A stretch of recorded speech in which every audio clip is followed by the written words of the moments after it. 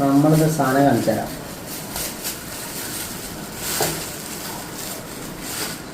ഇതല്ലേ അമ്മ പഴനി പോയിരുന്നു. അപ്പോൾ അവിടെ പപ്പട ചാച്ചത് വാങ്ങിയ സാധനമാണ്. ഇവിടെ വന്നത് പൊരിച്ചു വയ്ക്കാത്ത എന്തായി, അതൊരു പാനിപ്പൂരി മാറി. കണ്ടോ? അപ്പം ഇനി പാനിപ്പൂരി തിന്നാനുള്ള അവസരമായി. പപ്പടം വിചാരിച്ചിട്ട് പാനിപ്പൂരി ആയി.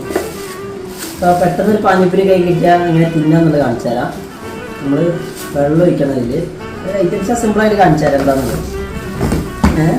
നമുക്കിത് പരിപാടി നോക്കാം. ഇതിന് വേറെ മസാല ഒന്നും വേണ്ട. അപ്പം വീട്ടിലുള്ള സാധനം വെച്ചാൽ നമ്മൾ പാനി ഉണ്ടാക്കാൻ പോകുന്നത്. അപ്പം നമ്മളെ വീട്ടിൽ പാനിപ്പൂരി ഉണ്ടാക്കാൻ കാണിച്ചു തരാം. ഇതിങ്ങനെ വയറിനൊക്കെ ആണെങ്കിൽ അതിനെ പറയുന്നത് കേട്ടോ. ഇതാണ് നമ്മളെ രസം. വീട്ടിൽ നിന്ന് രസം ഉണ്ടാക്കിയിരുന്നു. അപ്പോൾ വെച്ചാണ് സെറ്റപ്പ് ഉണ്ടാക്കാൻ പോകുന്നത്. രസം ആവശ്യമാണ്. പിന്നെ അതേപോലെ തന്നെ ടൊമാറ്റോ സോസ്. ഓക്കെ. അപ്പോൾ ചെറിയൊരു പാത്രം ഇട്ടുക.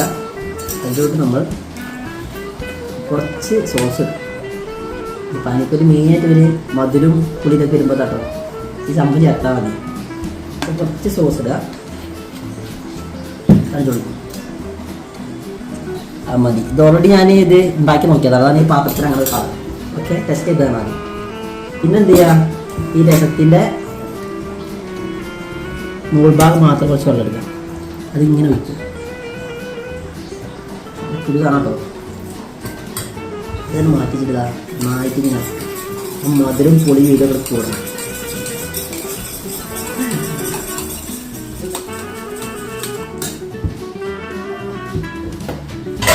ഇനി നമുക്കെന്ത് ചെയ്യാം,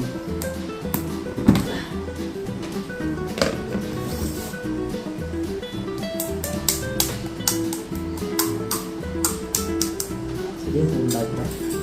എല്ലാം വളർത്തില്ല ചെയ്യാം.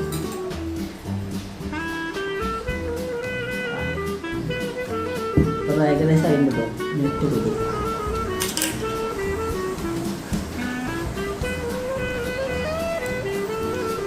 പൊളി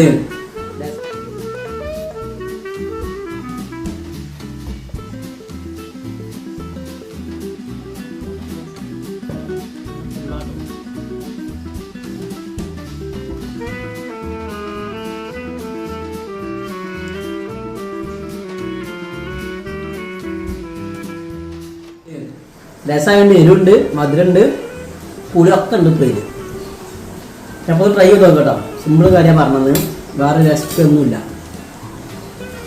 അതെ, ബൈ.